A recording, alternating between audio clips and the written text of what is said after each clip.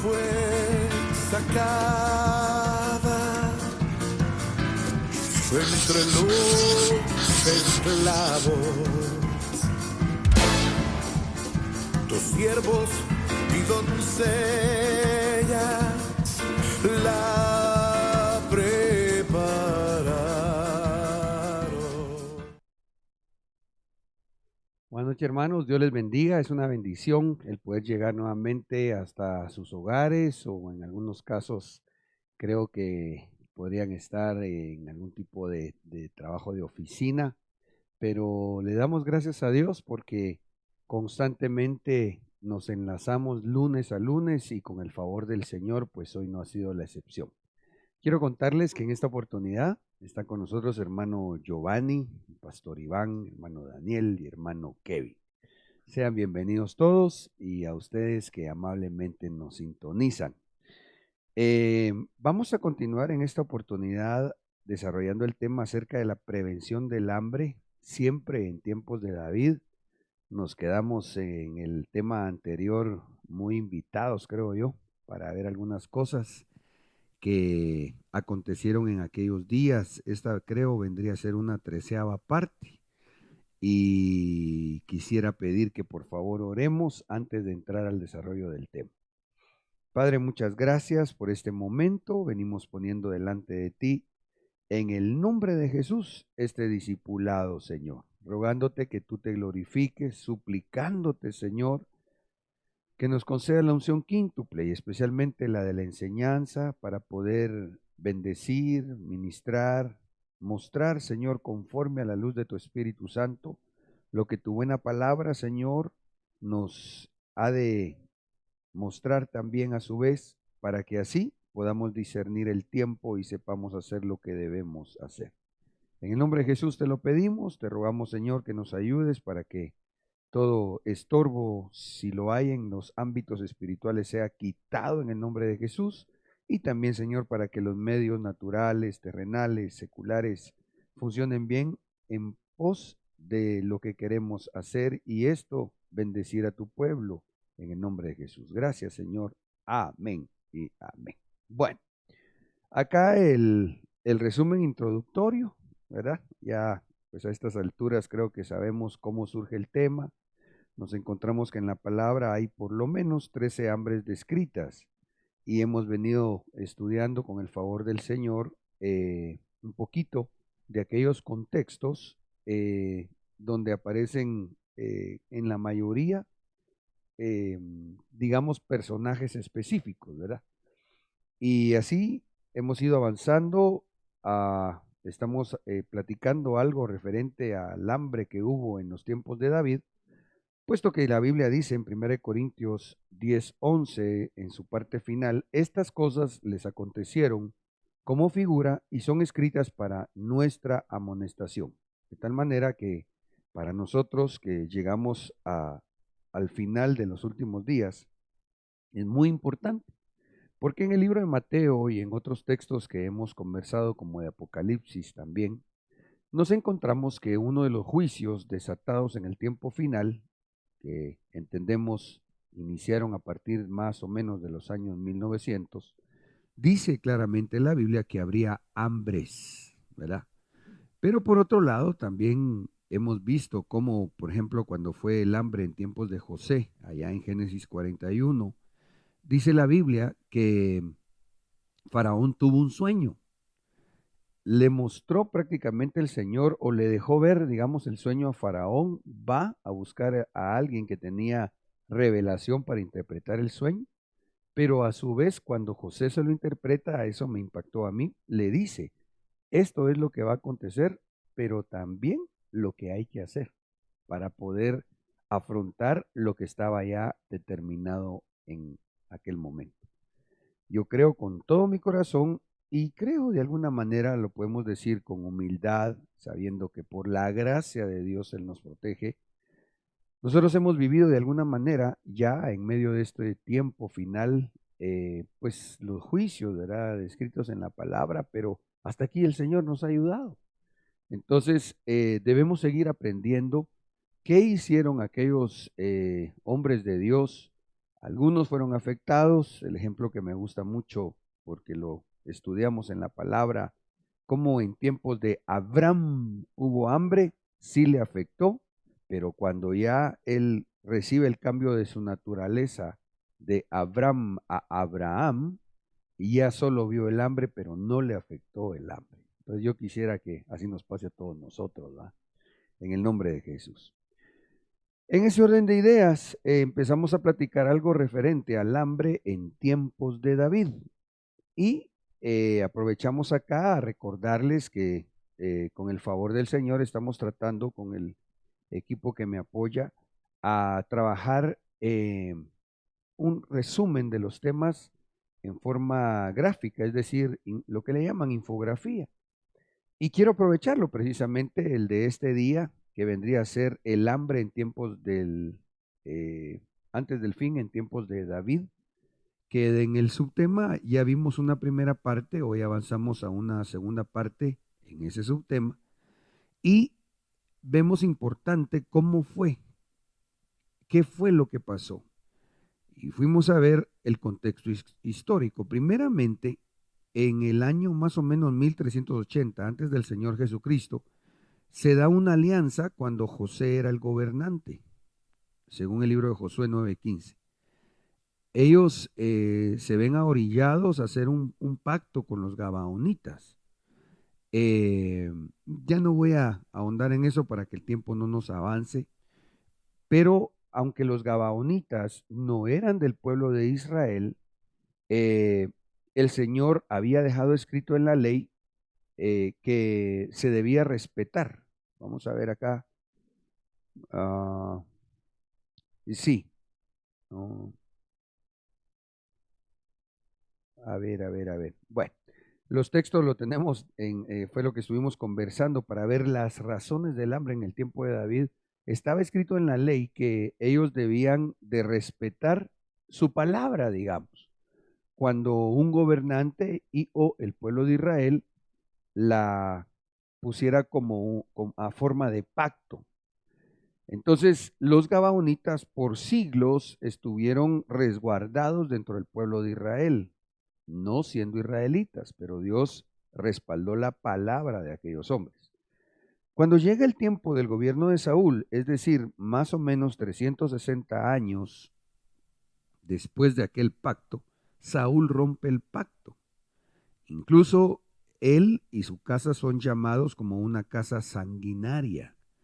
Esto lo describe el segundo libro de Samuel 21 del 1 al 2. Y entonces, cuando ya está reinando David, según el segundo libro de Samuel 21, 1 al 2, que es lo que contextualiza lo que estoy conversando, se le vienen 3 años de hambre bajo el reino de Saúl. Entonces viene David, consulta al Señor. Esto ya es más o menos en el año 1005 antes de Cristo. Y es impresionante cómo la respuesta del Señor, aquí está en segundo libro de Samuel 21:1, dice, y Jehová le dijo, es por causa de Saúl y por aquella casa sangrienta porque mató a los gabaonitas. Esto nos llevó a escudriñar en la primera parte de este subtema, ¿por qué? Digamos, ¿tenían tanta importancia los gabaonitas? Pues seguramente ahí nos dejamos en una inquietud, ¿verdad? De ver a los gabaonitas como figurando a los que no teníamos pacto ni esperanza, ¿va? Sin embargo, la premisa en el asunto acá es que estaba escrito, hago alusión al Salmo 15:1, que quienes siguen fielmente al Señor y mantienen su palabra, aunque salgan perjudicados, dice así el Salmo 15:1, son aquellos que delante del Señor van a hallar una recompensa, pero que no hacerlo o hacer lo contrario acarrea nefastas consecuencias.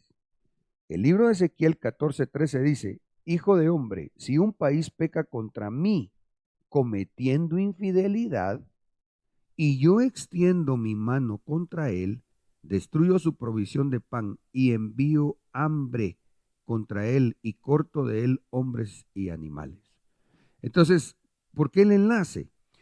Porque nos encontramos que para que uno actúe fielmente delante de Dios, uno debe mantener su palabra, aun cuando el haberla puesto por respaldo o garantía va en detrimento de.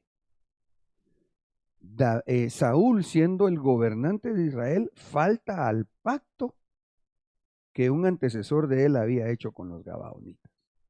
Y eso provoca, por cuanto estaban ellos en el tiempo de la ley, que se les aplicara Ezequiel 14:13. Porque aquí dice Dios, cuando un país, digamos nosotros, ¿quién nos representa como país?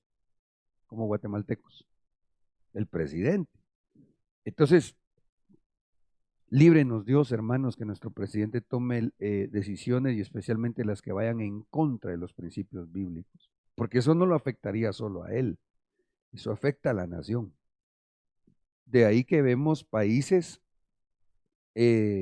donde cuando su presidente aprueba leyes inicuas, después se miran los juicios que les caen así, pero es que es impresionante cuando uno los analizaba.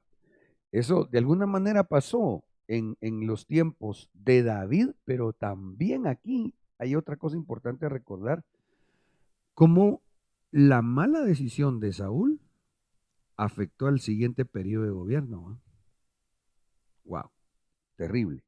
Ahora, no sé si me expliqué, ¿estamos bien ya ubicados juntos en el resumen? Bueno, entonces, incluso me recuerdo que en la primera parte de este subtema hablamos, ¿verdad? Salmo 15:4, ¿verdad? Que yo quisiera que se nos haga rema a todos en el nombre de Jesús. ¿Por qué? Porque ya nos dimos cuenta que el fiel sostiene su palabra. El infiel no sostiene su palabra y le puede acarrear malas consecuencias, ¿sí? En este caso, pues según el libro de Ezequiel dice que puede por eso padecer hambre y escasez. Entonces, ¿qué hacemos nosotros en el tiempo final? Y siempre, seamos fieles a Dios. Pero ¿cómo le somos fieles a Dios? Cuando somos fieles con los que vemos, ¿va? Si no invalidaríamos el principio de, nadie puede decir que ama a Dios a quien no ve, si a los que ve no ama. Entonces nadie puede decir que es fiel a Dios a quien no ve, si a los que ve les es infiel. Por otro lado, hicimos una línea de tiempo, graficando también lo que se dio en el año 1398, entre 1398 al 1358 antes de Cristo, cuando en el libro de Números se describe vamos a ver, sí, aquí se describe el nacimiento de José y en Josué 24:29 se describe cuándo muere Josué. Pero en este periodo es el que hace el pacto con los gabaonitas. Luego, el pacto lo intenta romper Saúl, más o menos en este tiempo. Y, otra cosa importante es que cuando ya David está reinando, pasan 3 años de hambre los israelitas. Y hasta entonces David le va a preguntar al Señor, ¿va? Entonces meditamos, digamos, ¿por qué no lo hizo rápido? ¿Va? ¿Por qué no fue a la semana o a los 6 meses? Sí, exacto. Sí, digamos ahí cierta, ya no tan prevención, pero todavía una medicina curativa, ¿va? Porque ya estaban en el problema. ¿Cuál? Sí, sabía. Tal vez lo que no había aterrizado es que le iban a venir consecuencias a los israelitas. Pero ya con el problema encima, lo único que después de 3 años, según dice la Biblia, hasta ese momento fue a doblar rodillas y a preguntar al Señor, ¿va? Entonces, como queremos pan para nuestro matate, ¿va? El punto es que cuando se presenta una situación así, no conforme a los planes de Dios que son de bienestar y no de calamidad, yo diría que pronto vayamos y doblemos rodillas. Va a decir, Señor, ¿por qué? ¿Cuál es tu propósito? Para que así con el favor del Espíritu Santo, si nos incluso equivocamos, Él nos redarguya, ¿va? Y nos muestre, lo que pasa que hiciste tal cosa, ¿va? Claro, lo que decía el pastor Iván, lo ideal, y ese es el rema en esta serie de temas, es la prevención antes del hambre. El hambre ya está en el mundo cabalgando ahorita, ese jinete está desatado. Ese está ya, incluso vimos estadísticas donde en varios países del mundo han consumido ya lo que para este año en estadísticas tienen para alimentar su población, ¿va? Que por cierto, bendito el Señor, en esas estadísticas dice que en Guatemala sería hasta en noviembre, pero primero Dios ni cuenta nos vamos a dar. Nombre Jesús. Ok, por otro lado, sí, aquí está para terminar la gráfica, si alguien en línea está atendiendo la misma, ahí está la gráfica completa. Cuando se da el pacto con los Gabaonitas, el momento cuando Saúl rompe el pacto y el momento cuando llegan los 3 años de hambre en tiempos de David. Ahora, David, como el Señor le revela cuál fue el problema que él recibió, y esto fue la infidelidad de Saúl al faltar al pacto que había hecho Josué, entonces él habla con los Gabaonitas. Pero si quieren aquí, vamos a ver los versos rápidamente. Josué 9, 25 y 27. Ahora pues, aquí estamos en tus manos. Haz con nosotros lo que te parezca bueno y justo. Y así hizo él con ellos. Estamos hablando en el tiempo de Josué. Y los libró de las manos de los hijos de Israel, y estos no los mataron. Y aquel día Josué los hizo leñadores y aguadores para la congregación y para el altar del Señor, en el lugar que el Señor escogiera hasta el día de hoy. Ok, eso fue en tiempos de Josué. En tiempos de David, los gabaonitas no eran israelitas, sino amorreos, y cuando uno profundiza un poco más en la palabra, también dice que eran de los heveos. O sea, pueblos que estaban en la ley, destinados que cuando Israel se los encontrara en la conquista de la tierra prometida, los tenían que exterminar completamente. Pero los israelitas habían prometido no hacerles daño. Pero Saúl trató de matarlos debido a los celos que tenía del pueblo de Israel y Judá. El rey David reunió a los gabaonitas y entonces les pregunta, ¿qué puedo hacer por ustedes? Ahora, aquí, ojo con esto porque, aunque es el resumen, ya nos vamos metiendo a lo que hoy, con el favor del Señor, queremos continuar desarrollando. Y les pregunto, ¿qué puedo hacer por ustedes? ¿Cómo puedo reparar el daño del pecado de Israel para que ustedes bendigan al pueblo del Señor? Los gabaonitas contestaron, no hay suficiente oro ni plata para que la familia de Saúl pague por lo que hizo. Fíjense ustedes que a mí me impresiona la actitud de los gabaonitas, porque aquí ellos sabían que el problema no era terrenal, era a nivel espiritual. Entonces por eso ellos no piden oro ni plata. Pero nosotros no tenemos el derecho de matar a nadie en Israel. En otras palabras, nosotros no somos israelitas para poder juzgarlos a ustedes. Nosotros solo podemos apelar a sus leyes. Esos cuates conocían la ley de Israel. David dijo, entonces, ¿qué puedo hacer por ustedes?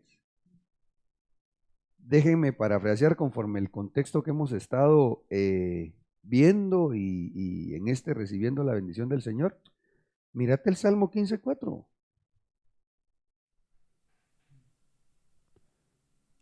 Mírate el Salmo 15:4. Mira que ahí dice que hay que mantener el pacto. Ustedes tienen que ser fieles a Dios. ¿Y cómo lo van a demostrar? Sosteniendo su palabra con aquellos con quienes hagan un acuerdo. Wow. Entonces en el verso 5 dice, los gabaonitas respondieron, Saúl hizo planes contra nosotros. Trató de destruir a nuestra gente que vivía en la tierra de Israel. Entonces apelan a la ley. Es que eran tremendos esos, hombre. Entréganos 7 de los hijos de Saúl, el elegido del Señor, para que los ejecutemos ante el Señor en el monte Gibeá de Saúl. El rey dijo, se los entregaré. Fíjense que cuando estaba estudiando, algunos comentaristas, teólogos, ¿va? Que pues los bendecimos y respetamos, por supuesto. Pero lo delicado de la teología, ¿va? Porque a veces por irse al análisis humanista se le pone barrera a la revelación del Espíritu. Porque leí el comentario en un diccionario, ¿va? Escudriñando historia y nombres, no, honestamente, pues, no es que me sienta de ninguna manera como saber ni quién o superior, no, sencillamente a lo que voy es la revelación la del Espíritu. Porque alguien dijo aquí, referente a la decisión de que David tomó, se los entregaré, critica a David. Uy, no, voy a ponerlo con mis palabras, ¿verdad? Uy, no, ¿cómo hizo eso David? ¡Qué sanguinario! No, es que esto estaba en la ley. Por eso es que los gabaonitas sabiamente no negocian ni con oro o plata, porque había un problema legal espiritual. Entonces ellos lo tenían que resolver de la manera legal espiritual. Y por eso ellos le piden los 7 hijos de la descendencia de Saúl. Ahora, ¿en qué me baso para decir eso? Porque en el Salmo 79:10 en adelante dice, ¿por qué dirán las gentes, ¿dónde está tu Dios?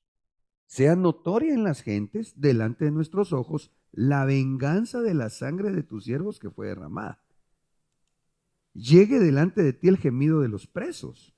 Conforme a la grandeza de tu brazo, preserva a los sentenciados a muerte.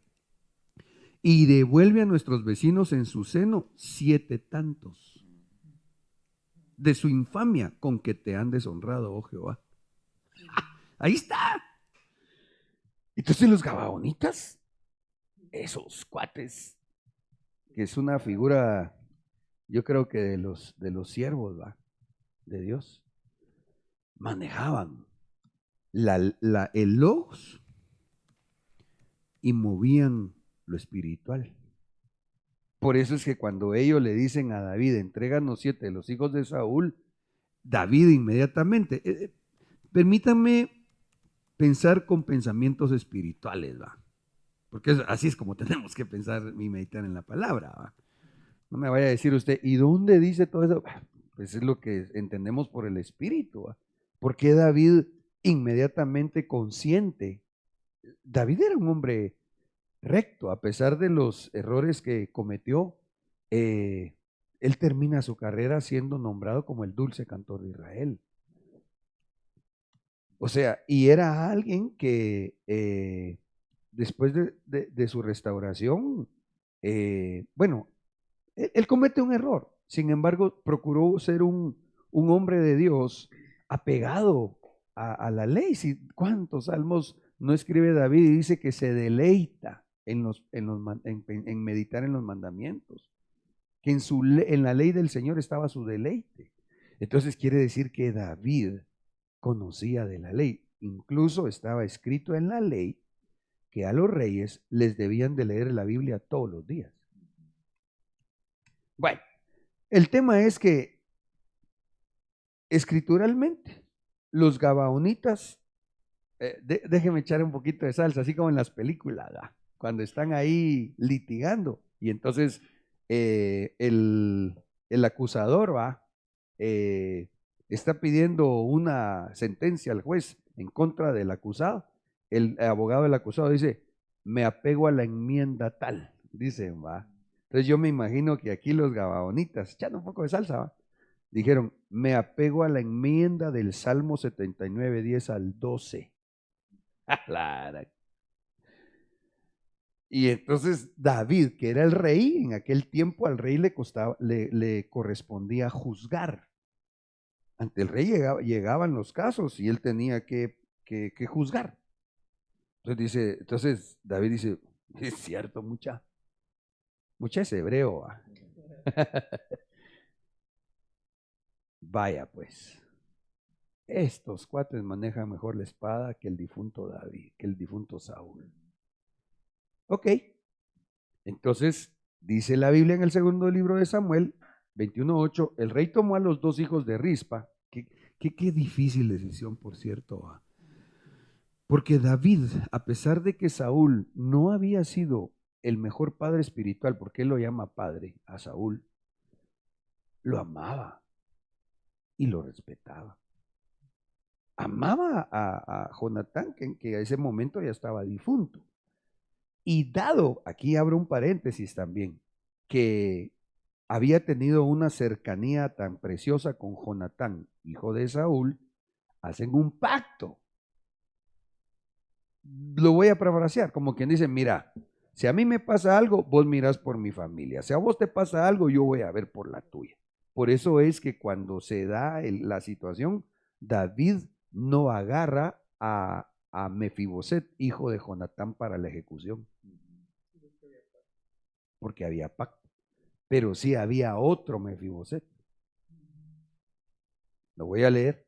El rey tomó a los dos hijos de Rispa, hija de Aja, Armoni y Mefiboset, que ella había dado a Saúl. O sea, había un hijo de Saúl que se llamaba Mefiboset. Y había otro Mefiboset, nieto de Saúl, que se llamaba Mefiboset también. ¿Sí se me siguen, va? ¿Sí se me expliqué? Ok. Entonces aquí cuando le piden 7 de la casa de Saúl, ya no vivía Saúl, ya no vivía Mefiboset, perdón, Jonatán. Sí vivía el hijo de Jonatán, pero Jonatán había hecho pacto con David. Entonces David tenía que aplicarse para él mismo el Salmo 15:4. Pero este Mefiboset no era el Mefiboset hijo de Jonatán, este era hijo directo de Saúl, es decir, un hermano o medio hermano de Jonatán. ¿Por qué digo así? Porque yo no me acuerdo hijo de qué mujer era Jonatán. ¿Sí me expliqué mucha? Sí. Bueno. Sí, ahí estás. Más fácil. Más fácil. Entonces dice que el rey tomó a los dos hijos de Rispa, hija de Aja, Armoni y Mefiboset, que ella había dado a Saúl. Ahora, solo quiero que aquí por favor me recuerden algo. ¿Cómo decía la respuesta del Señor cuando le dice, es por causa de Saúl y de su qué? Casa sangrienta. Y de su casa sangrienta o sanguinaria. Eso me deja ver que Dios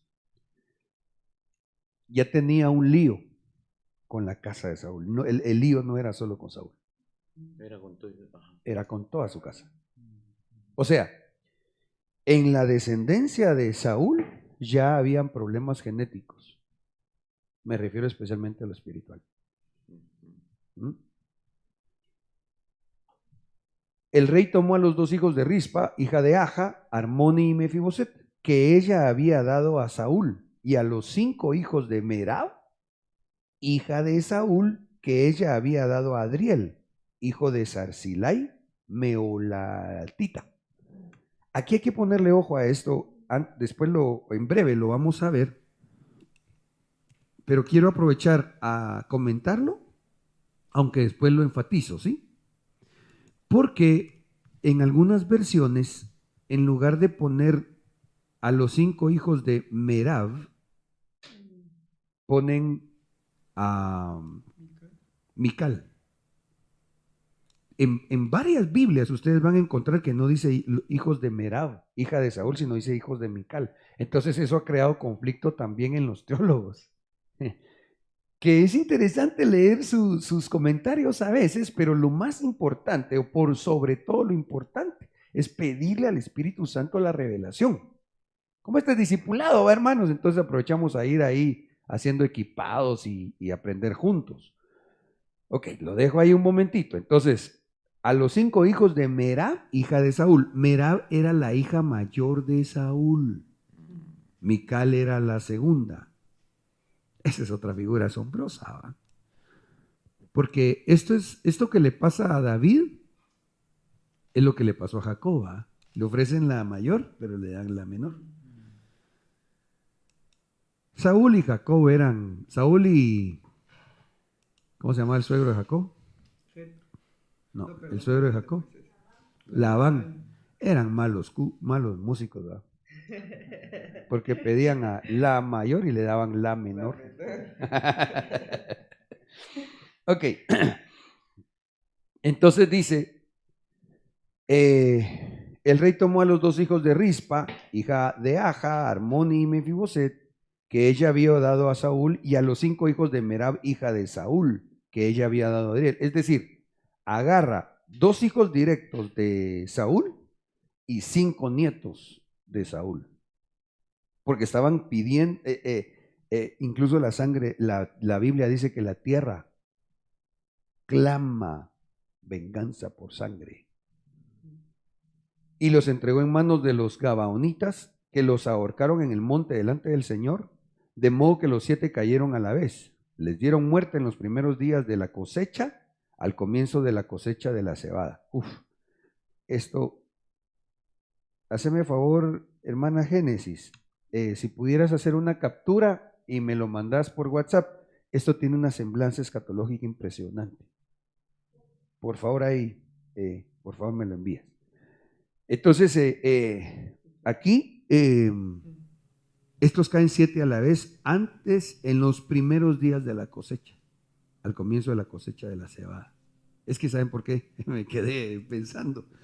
Porque lo que pasa es que la cosecha de la cebada es la partida de la iglesia. ¿Ya? Entonces, a ver qué Dios nos muestra ahí. Ok.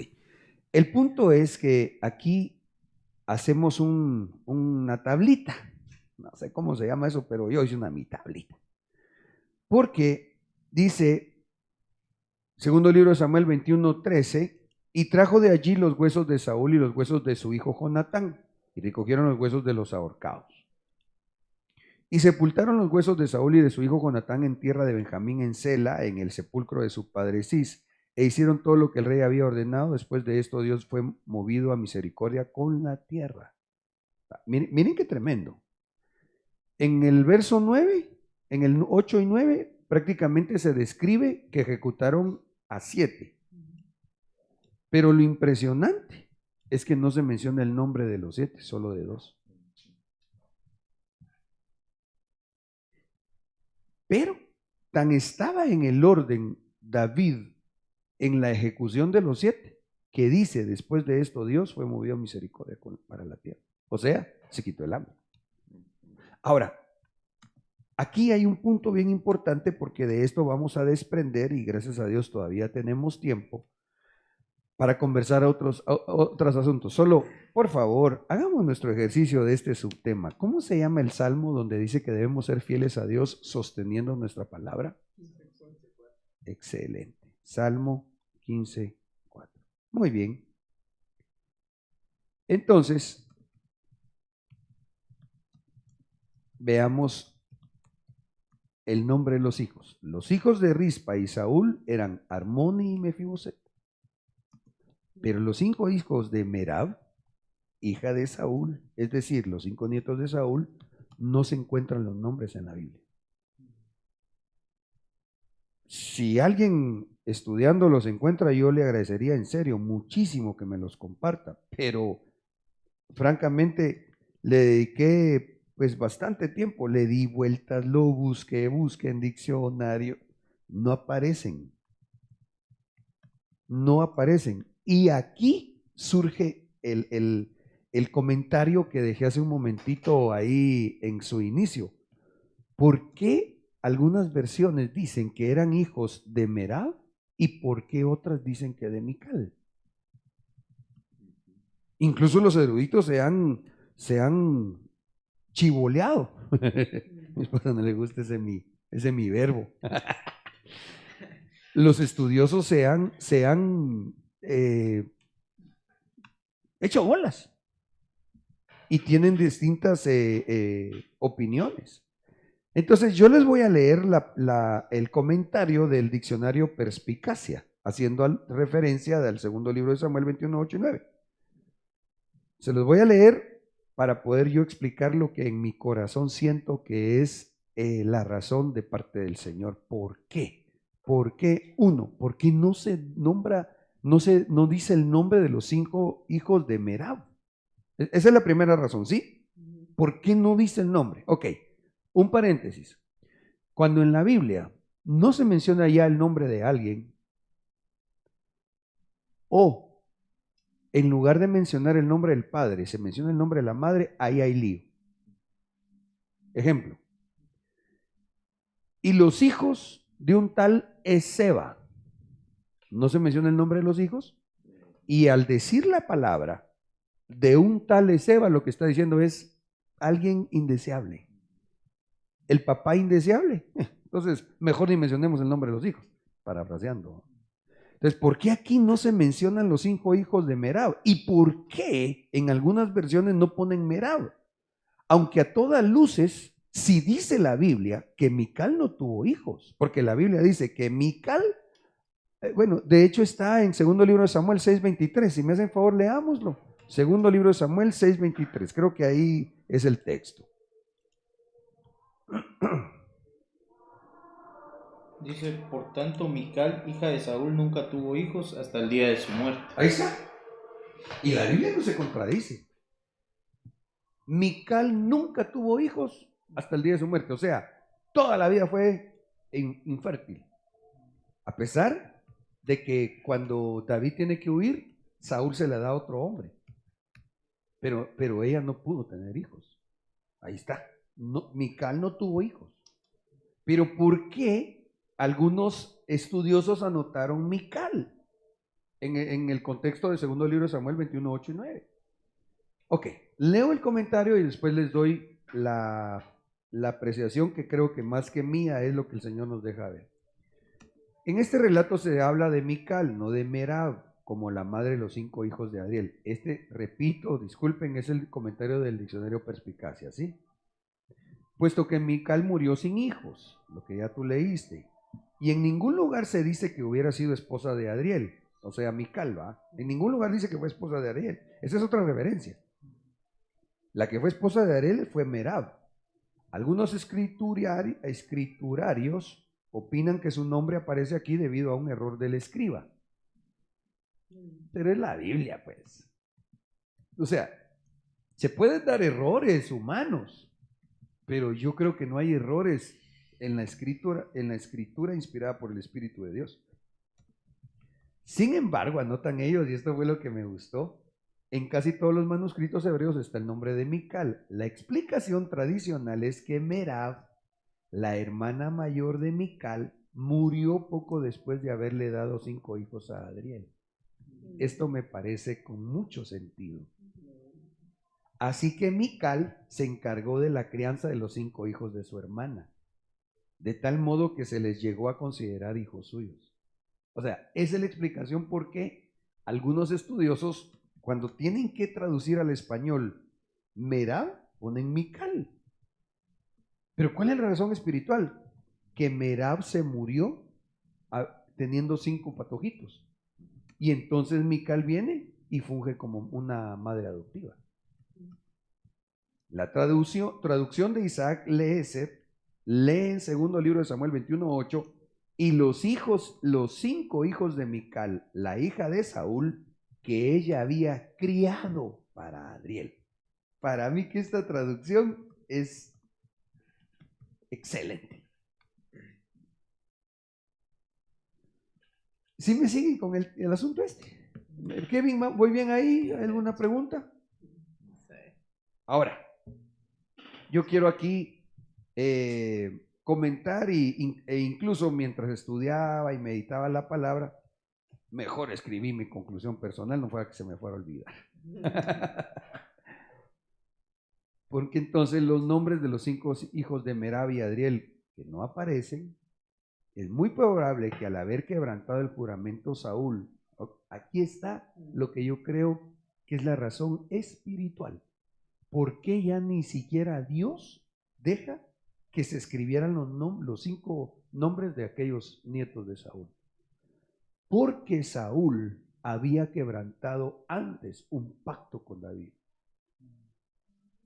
Según el primer libro de Samuel 18:17, Saúl había dicho, el que mate, yo creo que fue en el contexto del gigante, creo yo, ¿eh? El que mate al gigante, le doy a mi primera hija por esposa. Y David se lo echa así. Y cuando va, perdón por mi forma coloquial, va, con respeto, mi Señor Dios, pero cuando David va a reclamar el premio, le tenían que dar a la mayor, Merab, Pero Saúl se echa para atrás y le da a la menor. Entonces, por eso es que cuando leemos las razones del hambre en Israel, es porque habían tenido un rey y su casa de Saúl era una casa infiel. Ya no, el problema no era solo de Saúl. Yo creo que se origina en él en gran manera. Porque dice la escritura, cual la madre la hija. Entonces, ¿qué fue la enseñanza que les dio Saúl a sus hijas Merab y a sus hijas Mical? No importa la palabra. Trabajen, negocien a su conveniencia.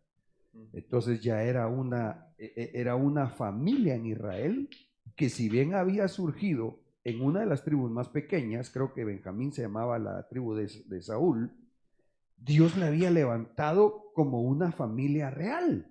O sea, era una familia en quien estaban puestos los ojos, no solo en Saúl. Se lo voy a poner de esta manera. Cuando Merab iba a hacer su súper a la torre, la atendían especial. Ahí viene la hija mayor de Saúl, mucha.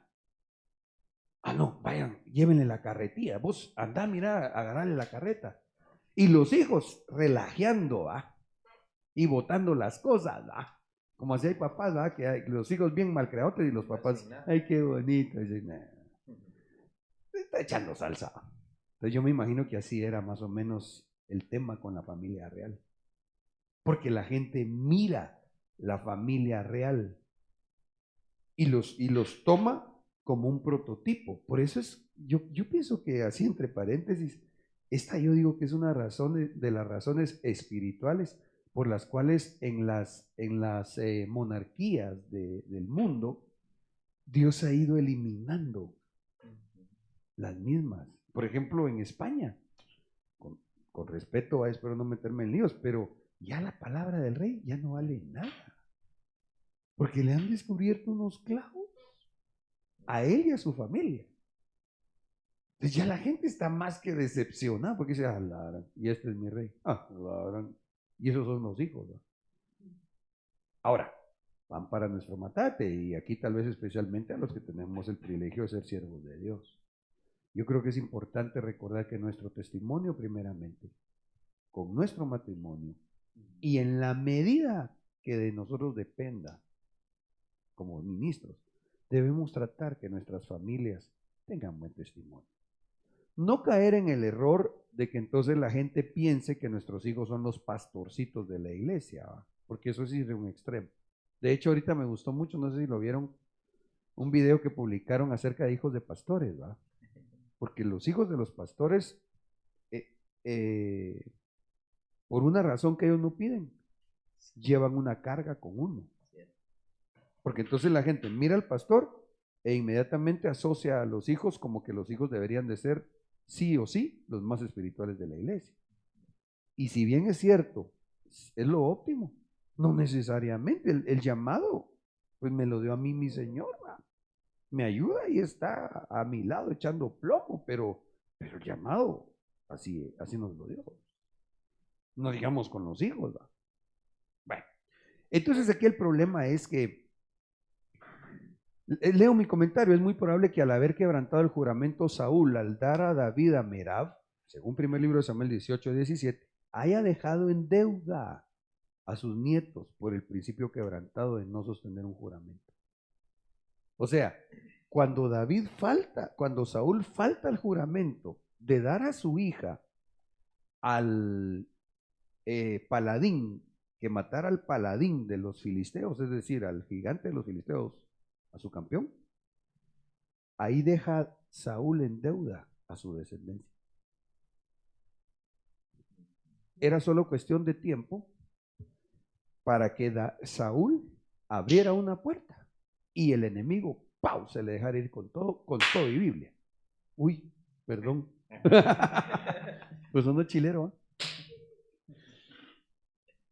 Eso es lo que a veces nos pasa, porque entonces nosotros, por eso, aleluya, por eso qué bendición que seamos hijos de Dios, nacidos de nuevo en Cristo Jesús. Porque por eso dice la Biblia que el acta de los decretos que el enemigo tenía en nuestra contra, por la fe fue tomada por el Señor Jesucristo y clavada en la cruz del Calvario. Saúl no apeló, no sé si ahí se diría porque me suena demasiado poco, ¿va?, a la enmienda del Cordero de Dios que quita el pecado del mundo. Porque el enemigo le tenía ya la factura escrita, ¿va? Ya en primer libro de Samuel 18:17, Saúl faltó al Salmo 15:4, faltó a su palabra.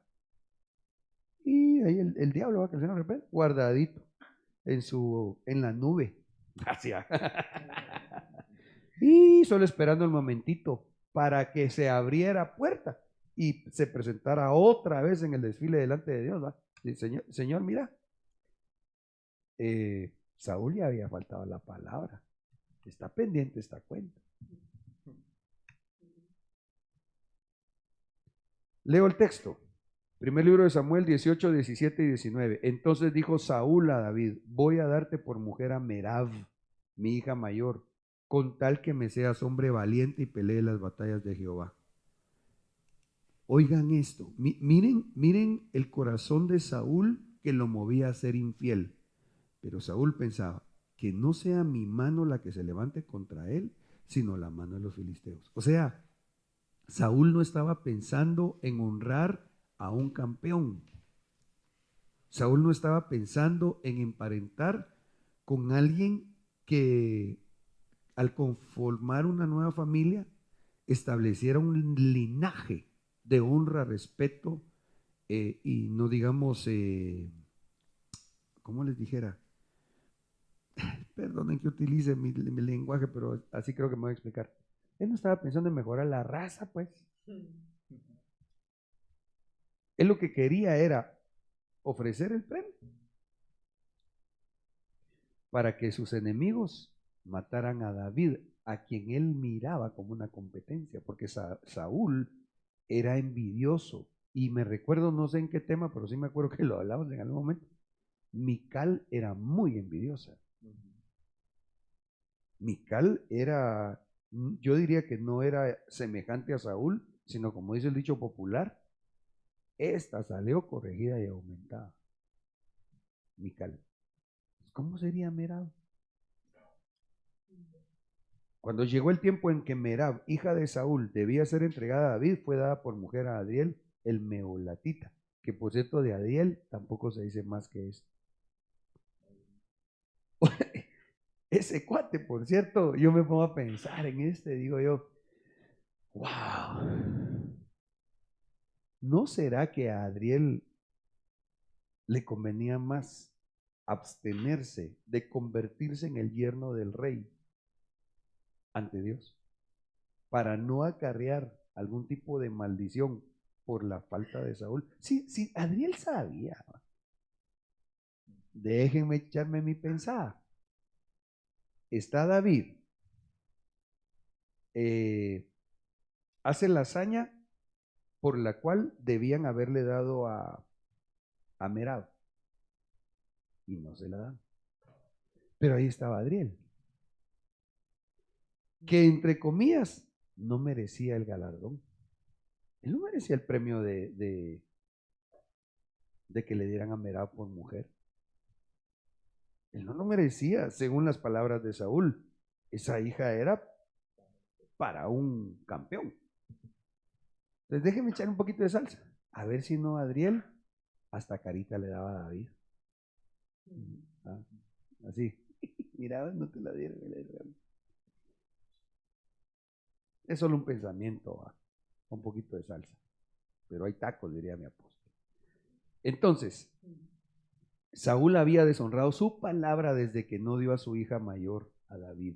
Entonces, Saúl, aquí por favor, hermanos, pongámosle mucha atención al asunto, porque prácticamente Saúl dejó en deuda a sus hijos y a sus nietos. ¿Qué dice la Biblia en la ley?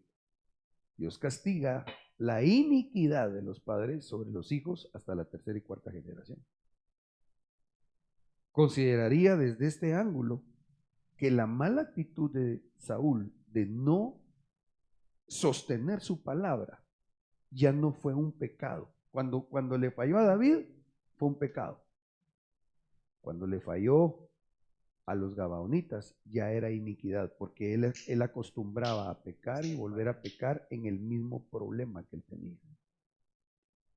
Saúl tenía un problema de infidelidad muy arraigado, por lo cual, al parecer, Dios no quería más descendencia de un infiel. Por eso es que a mí me parece que no aparecen los 5 nombres de Merab, de los hijos de Merab, e incluso se deja en una cierta duda, digámosle teológica, porque a veces aparece el nombre de Merab y porque a veces no aparece el nombre de Merab. Entonces yo lo que leo ahí, espiritualmente hablando, es Dios había dispuesto terminar con Saúl y con la casa sanguinaria de Saúl. Cardíaco. Yo quisiera dar tiempo para unos minutitos para preguntas o comentarios, que creo que, híjole, ¿cuánto llevo?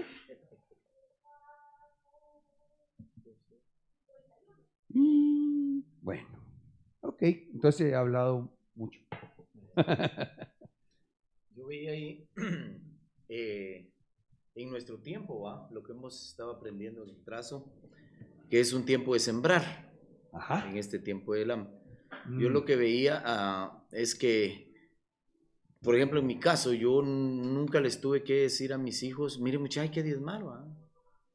Tienen que hacerlo, así como que... ¿Tus hijos biológicos? Sí, sí, sí. Entonces ellos ya lo hicieron porque vieron.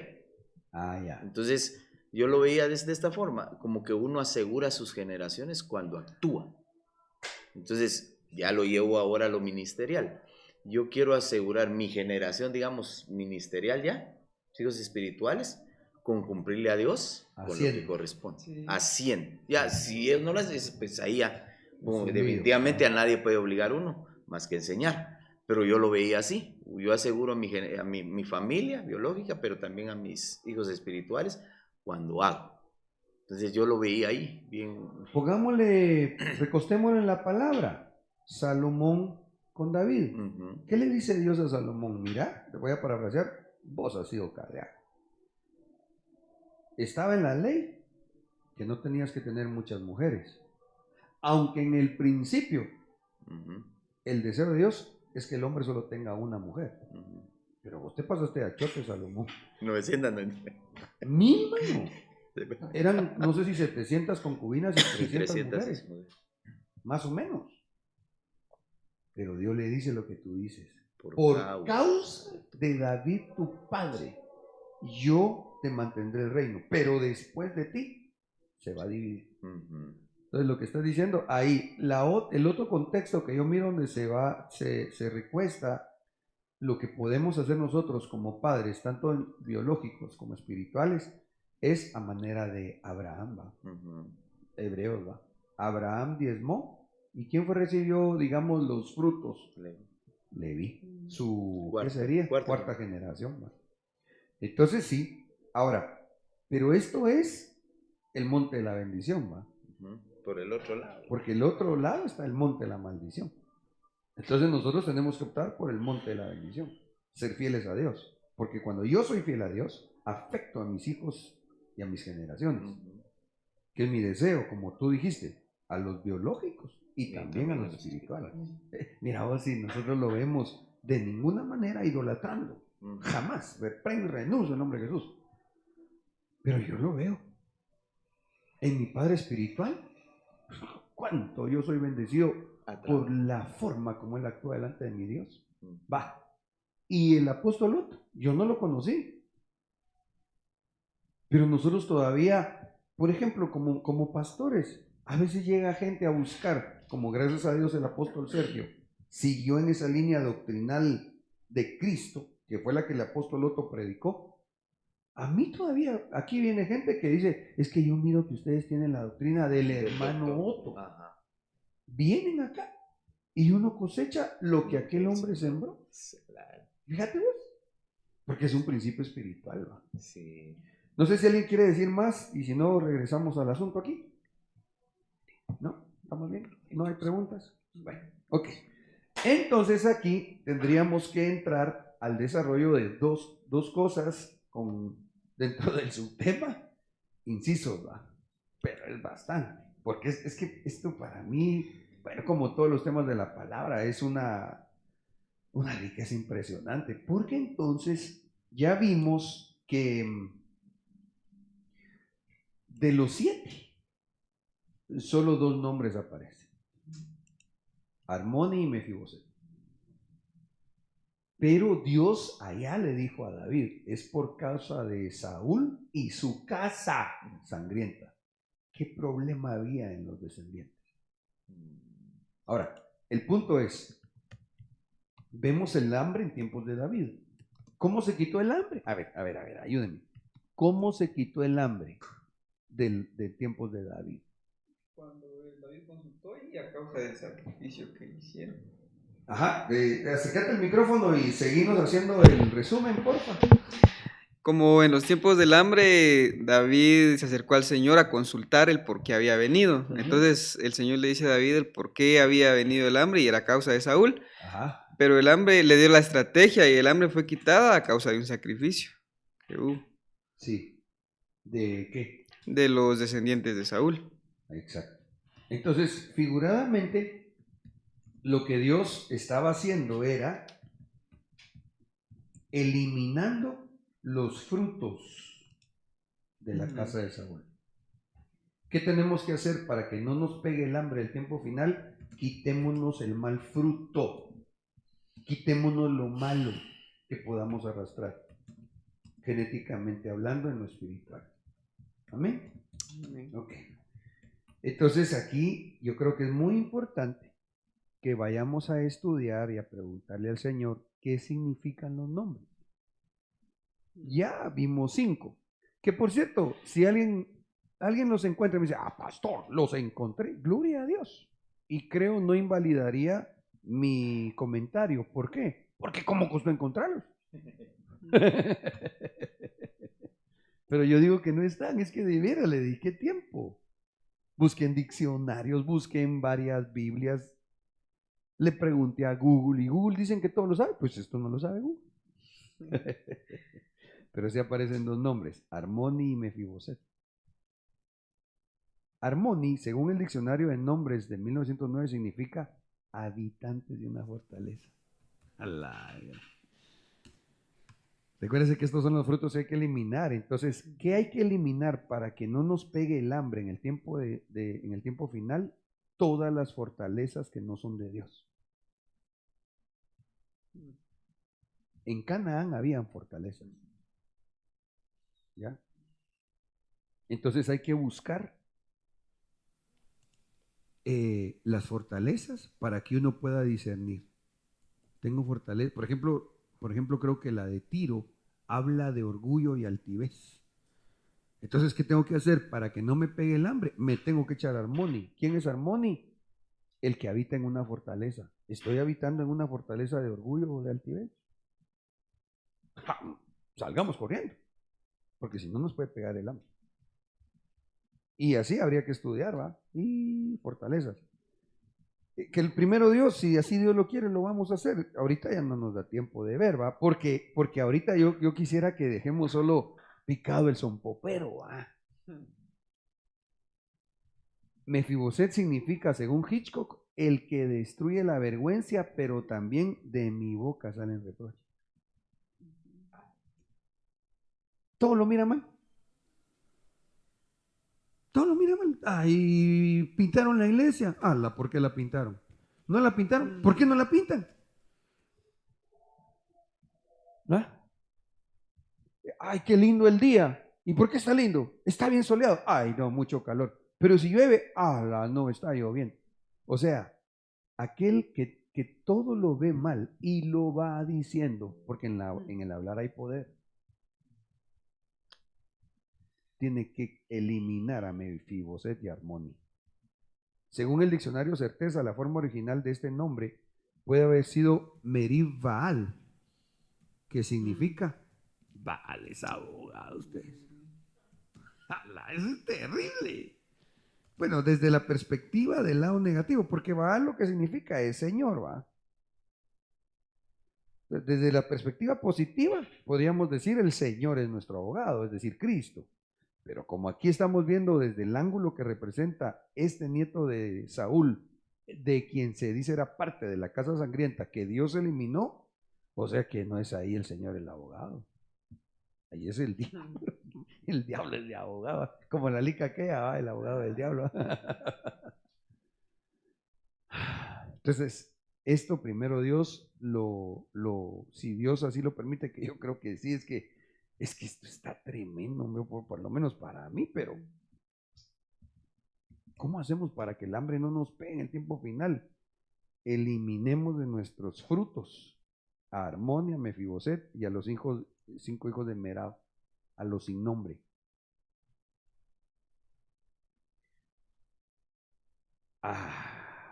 Pero entonces queda otro subtema en el tintero. Regresamos al Salmo 15:4. Los que desprecian a los pecadores descarados. Pero voy a tener que leer, mejor leo desde el principio. ¿Quién puede adorar en tu santuario?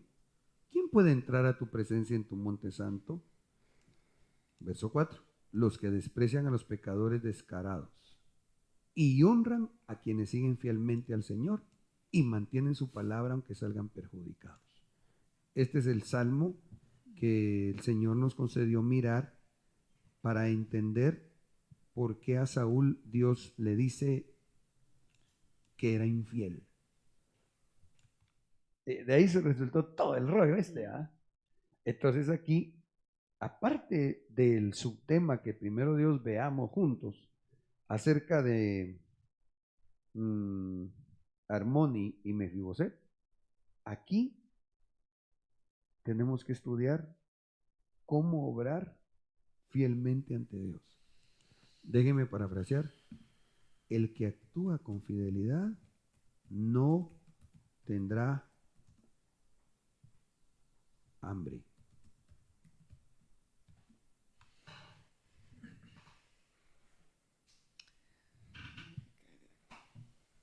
No tendrá hambre. ¿Por qué? Porque si Dios, aunque nosotros no seamos fieles, Él permanece fiel, ¿cuánto más si nosotros somos fieles? No nos va a responder con fidelidad. Pastor, ¿Sí? de hecho, no sé si se puede ver de esa manera, pero por ejemplo a Saúl, desde que lo ungen como rey, le dicen, no te ha ungido Jehová por príncipe sobre su pueblo Israel. Digamos, podría tomarse como que le están haciéndole ver que tiene un problema él con sujetarse. Porque desde el principio le dicen, en 1 Samuel 10:1, le dicen, no te ha ungido Jehová por príncipe sobre su pueblo Israel, le dice. O sea, lo acaba de ungir Samuel y le dice, no te ha Y ungido. le pregunta. Ajá. O sea, como que haciéndole ver que él tiene que fijar eso, que él tiene problema para reconocer la autoridad sobre su vida. Ya. Entonces de ahí los errores que él va cometiendo son constantemente de no sujetarse a lo que le dicen, ¿verdad? Yo creo que sí, fíjate. Yo creo que sí, por ahí va también su infidelidad, porque el otro contexto que ahorita recuerdo y tiene que ver con tu comentario, es cuando Samuel le dice, no haga sacrificio hasta que yo regrese, le dice. Sí, y de hecho, como le digo, le dice él cuando lo unge, ¿va? Lo unge como rey, le dice, no te ha ungido Jehová por príncipe sobre su pueblo.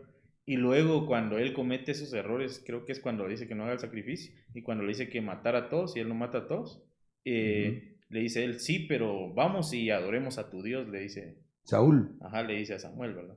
Adoremos a tu Dios. Así le dice. Ajá. Luego más adelante, no recuerdo los versículos, pero le dice, vamos y adoremos a tu Dios. Ya no era su Dios. Ya no era. Y primero le está diciendo, o sea, cuando lo unge por primera vez, le dice, no te ha ungido Jehová, le dice, por príncipe sobre su pueblo, le dice.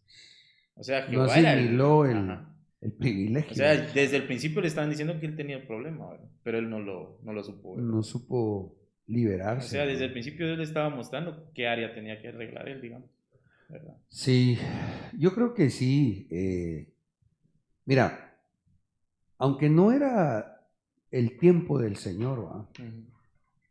Sí se los concedió a los israelitas. Y entonces al que habían elegido no era cualquier chancleta, ¿va? No, era un hombre que Dios lo había visto de alguna manera con un cierto potencial. Aunque Dios sabe todo, vamos. Sí. Pero el punto es que sí tuvo oportunidad Saúl, y como si capto el comentario, no asimiló la oportunidad que Dios le dio, ni quiso aprender verdaderamente la sujeción. Sí, porque no recuerdo puntualmente los versículos, los tengo anotados, pero le dice puntualmente en 2 ocasiones: vamos y adoremos a tu Dios, le dice a Samuel, ¿no? Vos, eso es importante, Daniel, si pudieras pedir al Señor aún que te dé un tema, porque tiene que ver con la adoración, y tú eres un ministro de alabanza. Entonces hay que ver ahí eso, a los que adoran a Dios sin que sea su Dios. Sí, Wow. porque le dice incluso Saúl le dice a Samuel, cuando le dice honrame delante del pueblo, le dice, y adoremos a tu Dios, le dice. O sea que ya no era Dios de Ya Saúl, no era Dios sino de que era- Saúl. Ajá. Él quería adorar sin adorar. Ajá. Sí. ¿Sabes cómo es eso vos? Que tal vez sí, pues ahí sí el Señor te da el sentir y lo quieres hacer, pero es como cuando los endemoniados llegaban y se postraban ante Jesús. La palabra que se utiliza muchas veces es adorar. Pues como así dice uno, el diablo adorando. Pero me parece que en el sentido, por lo menos que yo siento en mi corazón, el rema ahorita es ver los que a manera de Saúl, lo voy a poner de esta forma a vos, como aquellos que tienen privilegio de altar, pero andan haciendo unas cosas que saben que no están bien. O sea, supuestamente están adorando, pero en el corazón no lo están haciendo. Amén. Gracias. ¿Alguien más? Porque ya se nos acabó el tiempo. Kevin, ¿no? Solo estaba viendo, pastor, perdón. Es que hay muchas cosas también con lo que acaba de mencionar usted ahorita, de la oración. Pero hablaba acerca de que a Mefiboset le gustaba reprochar, ¿va? Ajá. Yo pienso que alguien que reprocha es alguien que definitivamente no está agradecido, que solamente ve lo malo de la situación y juzga, y aparte el que reprocha seguramente murmura, porque no creo que... Sí. O sea, el que reprocha es un murmurador. Y aquí hay algo bien cardíaco, porque el Salmo 104 dice, entrad por sus puertas, dice, con acción de gracias. Entonces las acciones de gracias son llaves que nos ayudan a entrar del atrio, al lugar santo, al lugar santísimo, ¿va? Sí. Lo quiero amarrar también con el Salmo 15, del versículo 1, porque dice, ¿quién subirá al monte de Dios? Sí. Termina diciendo que sube solamente el que es fiel. Amén. Entonces, el que puede subir al monte de Dios solamente es el hombre fiel, y el hombre fiel es el que no reprocha, el que no murmura, como siendo agradecido. Como que esa es la cura, la antítesis, Sí. para quitarnos lo Mefiboset, ¿va? Siendo Sí. agradecidos. Sí. Yo creo que sí, vos, definitivamente, siempre tenemos que ser agradecidos con Dios. ¡Hala! Pero mire qué poquito me da. No te están probando. El que es fiel en lo poco, en lo mucho lo pondrán, ¿verdad?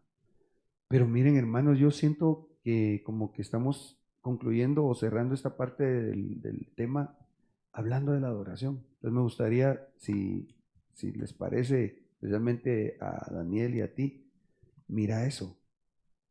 Sí, ya está de emoción, ¿no? Pero si yo estuviera en sus Sí. zapatos, yo diría que tu tema se podría llamar ¿quién subirá al monte de Dios?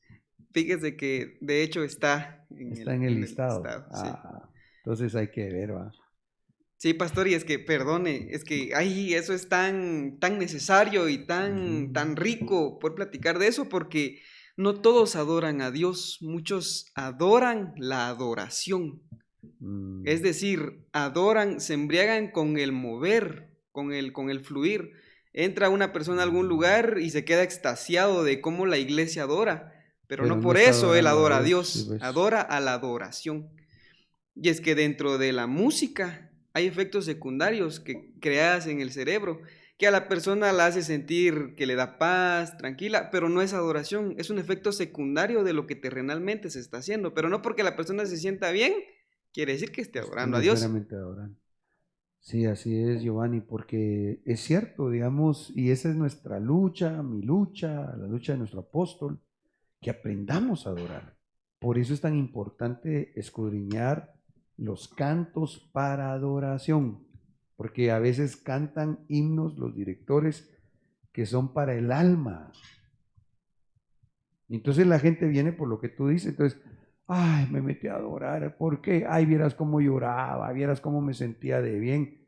pues tal vez sí es cierto que lloraba y tal vez sí se sentía bien, pero porque le estaban tocando su alma, Sí. que no digo que no se deba hacer, pero hay que saber el momento en que se hace, Sí, ¿verdad? Cuando es tiempo de adorar a Dios, porque solo a Él se le adora. Cuando es tiempo de ministrar el alma, ahí con todos los cantos que van a ayudar a que llegue la administración al alma. sí, pastor. Y es que la adoración en realidad no se da en esta media hora en el servicio. La adoración realmente se da en las 24 horas. Claro. Porque la adoración tiene que ir acompañada de servicio, tiene que ir acompañada de sacrificio, tiene que ir acompañada de ofrenda. vida Entonces, la constante, gente ¿verdad? muchas veces se encajona en decir, la adoración es cantar coritos lentos, pero no, la adoración es una forma de vida, porque hay acompañantes de la adoración. Amén. Vamos a poner a predicar. De veras, prepárate porque si el Señor está dando rema, Pastor, es el primer libro de Samuel 15:30. a ver cómo dice. Y le dijo, yo he pecado, mas te ruego que me honres delante de los ancianos de mi pueblo y delante de Israel, y que vuelvas conmigo para que adore a Jehová tu Dios. Qué carajo. A la voz, qué horrible voz. Que Dios nos libre, hermanos. Miren cómo termina Saúl diciéndole a Samuel, para que adoren a Jehová, tu Dios, le dice. A diferencia de Ruth, va, tu Dios será mi Dios, le dice. Y ni siquiera Wow, no, hombre, qué tremendo. Amados, el tiempo se nos fue ya hace, creo yo, como 10 minutos. Pero lo lindo es que platicando de la palabra. Amén. Sin embargo, me parece prudente cerrar acá porque nos quedamos ahí en el pendiente de ver quién es fiel. Déjenme solo enfatizar en lo que estamos cerrando el tema. 1. Hay que eliminar los frutos de Saúl de nuestras vidas. Otro, hay que ser fieles a Dios. Ambos incisos dentro del subtema necesitamos estudiarlo, porque si Dios nos lo concede y logramos captar en nuestro espíritu y vivir la palabra, no nos va a afectar el hambre. Yo lo sé. Me da temor decirlo, pero como no es cosa nuestra, sino que Él es todopoderoso y es misericordioso, nos lo ha de conceder. Amén. Oramos. Padre, gracias, Señor, por este tiempo tan hermoso delante de tu presencia. Gracias, Padre, porque nos sigues instruyendo para resguardarnos bajo el escudo de tu palabra, Señor. En el nombre de Jesús, Señor, por favor, ayúdanos. Reconocemos que nuestra mente natural no tiene la capacidad de retener todo esto, pero sabemos que nuestra mente espiritual sí la tiene, Señor, porque tenemos a nuestro alcance la mente de Cristo. Y la Biblia dice, Señor, que nosotros somos cartas abiertas en las cuales tú vas escribiendo tu palabra, Señor, continuamente. Por favor, Señor, en el nombre de Jesús, ayúdanos, líbranos de la calamidad que está sobre el mundo y permite, Padre, que tu Santo Espíritu nos siga instruyendo en el nombre de Jesús. Gracias, papito lindo. Bendigo a mis hermanos que han estado acá presencialmente, a los que a través de las redes han compartido este tiempo con nosotros y a mis hermanos servidores, Señor, en producción, que tú les des también su bendición y su recompensa. Gracias, Señor. Amén y amén. Hasta pronto.